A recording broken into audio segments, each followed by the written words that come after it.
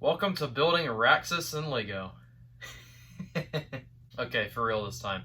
Welcome to building Bryant-Denny Stadium and Lego Part 1.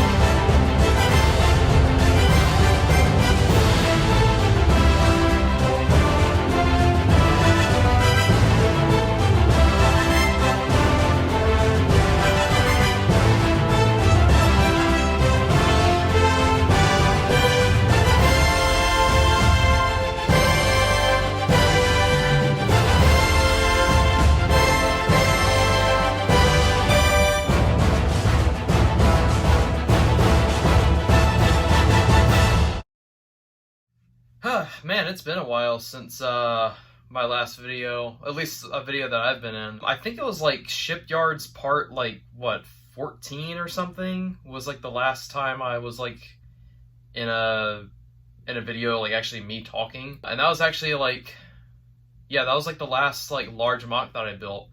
So kind of crazy, really. But yeah, a lot has happened since the past year. There was one important event though that actually happened that kind of caused me to do this particular building series, and that actually has something to do with Empire Lug. Actually, this entire mock is actually being built for an Empire Lug display, and the reason why is because Empire Lug is actually recognized by the LEGO Ambassadors Network now, and I'm actually the Lug Ambassador, so I actually talk directly to admins and other ambassadors, a part of the LEGO Ambassador Network. But at the time, it was actually the Brick Wiz who was the ambassador. And so there's an opportunity that not many people know about that's called Special Project Support, or SPS. I actually probably refer to just Special Project Support as SPS throughout this series, just a shorter term for it. But yeah, so basically what it is if you've ever heard of lug bulk, it's basically lug bulk, but like on a much, much larger scale. And the difference between the two is lug bulk is essentially where you get parts from LEGO, but you don't really have to do anything with them. You're not required to do anything with them. You just kind of get to have the parts, basically.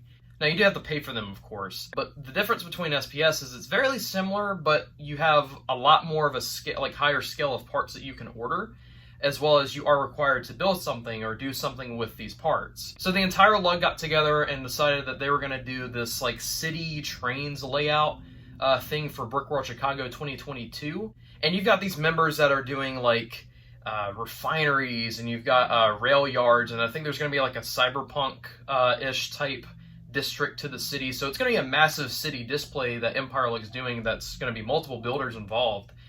And so I kind of had this idea come to my head to where I wanted to do some type of like sports complex, like a sports arena or a stadium or something, because I felt as if this city needed some type of sports team. So when I was looking through like different arenas, like one of the things I was actually like really heavily considering was TD Garden from Boston. That was actually one of the stadiums. I did look at Gillette Stadium, home of the Patriots, but ultimately I decided, you know what, I'm going to be able to order a lot of parts. This is a huge opportunity that I can't pass up. So I'm just going to go big, and I'm going to just go all out with it, and I'm just going to do a giant Bryant-Denny Stadium, which is the home stadium of the Alabama Crimson Tide football program. So I am a pretty big college football fan. It's actually probably my favorite sport. My favorite time of the year is when like that fall like breeze comes through, like college football is coming back. So I'm a pretty big, passionate college football fan and a pretty big, passionate Crimson Tide fan. Throughout this series, I really don't want to be like that, like biased, braggy Alabama fan. That's like what everybody hates about Alabama, is just the fact that like a lot of people see Alabama fans as like this like cocky, like obnoxious, just fan base that always brags a lot. Which, I mean, like, in their defense of Alabama fans, like, we do find a lot of success, so it's kind of hard to like not talk about it. But I do understand where people are coming from, their frustration of why they hate Alabama so much. Alabama, unfortunately, as much as I love the team, it is a pretty hated team throughout college football. But I do think a lot of people have a lot of mutual respect for Alabama in that sense, because there is a lot of success that's found through that particular football program, and you know, Coach Saban has brought so much to the school, and really just in past years,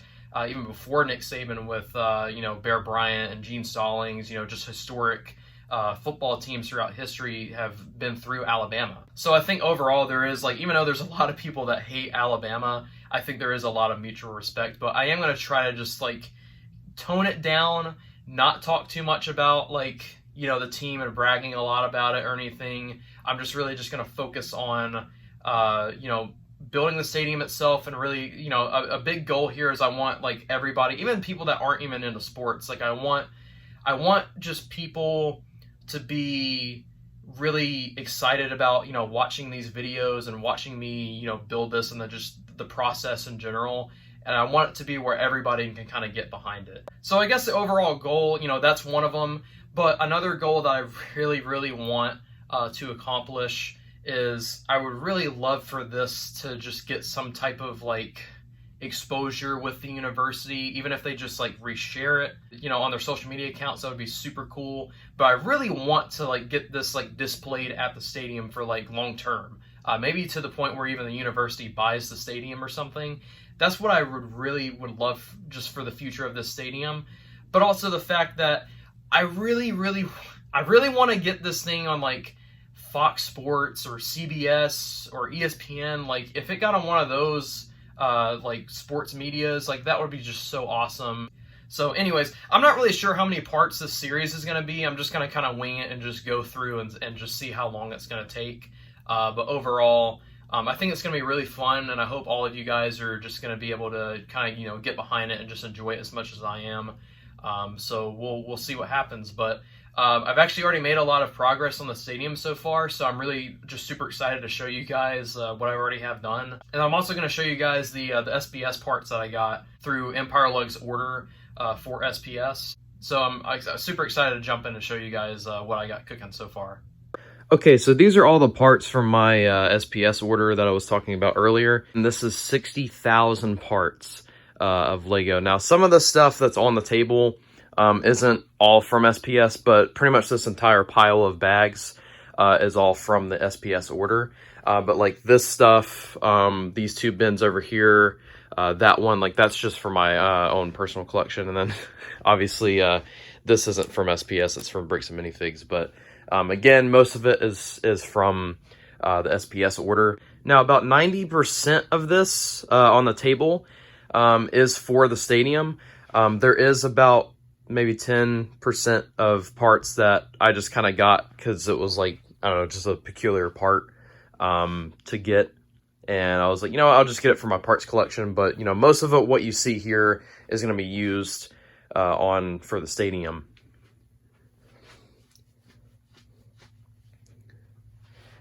And then this is just like a simple sticker sheet of just Alabama decals I'm going to use for the stadium. I've already used one. But this is probably going to be used for like the center of like the field or something. So I'll probably find a spot for all the different stickers that I have there somewhere onto the stadium. Like some of the parts that I have right now are kind of like obvious of what it's going to be used for, especially if you know like the stadium and what it looks like. But you know, like this, I mean, that's probably self-explanatory. It's going to be most likely used for the field. A lot of this medium nougat stuff is actually used for the exterior of the stadium. There's a lot of like medium nougat colored like brick areas outside of the stadium. So that's kind of what all the medium nougat is being used for, especially all this masonry brick. A lot of the light bluish gray stuff is also used, or is going to be used for like exterior stuff. Some inside stuff is also kind of like light bluish gray color. And then the plates, like these bigger plates, that's probably going to be used for like the seating area. I also have like various wedge plates, stuff like that. That's basically to kind of, I don't know, help mind those gaps when I'm gonna try to like kind of make the stadium curve a little bit. Also, I got a lot of 2x6 light bluish gray tile. I think there's 1,000 of them. I'm not sure if I'm gonna actually use all of them though, but I did decide to get them because, I mean, one, I always use tile when I do builds like this, especially at the size. So I was like, you know, I'm gonna go ahead and get it, but I'm not sure if I'm gonna use all 1,000 of them, but they're definitely gonna be used onto the stadium. And then of course this is just for my own personal parts collection. A lot of this stuff is like leftover from shipyards and whatnot. So this is going to be self-explanatory too of what it's going to be used for. It's going to be used for just general filler of the entire stadium. So yeah, that's kind of the plan there. So if I come around, I'll actually show you guys what I have done so far with the stadium, which is actually kind of a lot for part one. I actually got a little bit more than I wanted to for this video. So I'm really pleased with what I have so far, and I think it's a good ground base for what I have for the stadium. But the main key here is I'm really trying to stay with accuracy throughout the entire stadium. I want everything to be, you know, like when you look at it, and like if you know the stadium or you've been to the stadium or you've seen it on TV, like you'll look at it and you'll just know like, oh yeah, I've seen that before, you know, from that stadium. So like that's kind of the main goal here, is just to have everything very accurate. I am going to kind of bend the rules a little bit with some of the stuff though. Like for example, this sticker here, it's actually supposed to be like the same color as the base behind it, like the white. But I did kind of bend the rules a little bit because I couldn't find a sticker for this general area. Also, custom makers right now, they're pretty backed up on things to print. So I just decided I'm gonna go on my own path and get some stickers. So that's technically inaccurate, but it's still pretty close. And I think it looks pretty good. It's just not exactly how it is in real life. But yeah, so you got like, you know, this tower thing here. What's really cool about it is, so I've got to build this entire stadium modularly, right? Because the entire thing is just, one, it's massive and it's not going to fit on this table if I were to build the entire thing outright. So I've got to build this thing modularly, on top of the fact that I have to transport this thing all the way up to Chicago. So this whole thing has to come apart pretty easily for me to transport it. So, you know, when I say modularly, like, you know, a lot of people are probably thinking like, oh, it's just going to come apart by the base plates. But in this case, that's not how it's really going to go. And this is actually the first time I'm actually building a mock like this. So for example, what I mean by that is this whole tower base, I can just pull it off. Simple as that. And I can just put it back on. So, and it sticks back on like that. And so basically all the stuff for the stadium is going to be like that. Like this whole like front door entrance piece can come off. I mean, I know that brick kind of got left behind, but this whole piece can come off. So I'm trying to have everything kind of come off like that and be very easy to transport. So that's kind of the plan there. I'm going to try to stick that back on.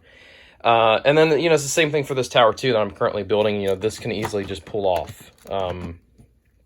So that's kind of the plan, is, you know, for everything to kind of be moved like that. Now, the only thing that you see here so far that can't be moved is this actual staircase area.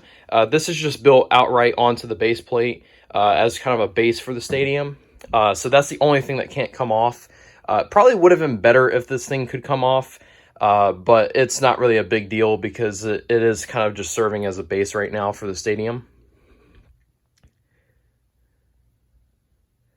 But so far, comparing this thing to the actual stadium, I'd say I did a pretty good job at recreating it. I mean, I've looked at just countless pictures of Bryant-Denny Stadium and making sure that I'm getting everything right.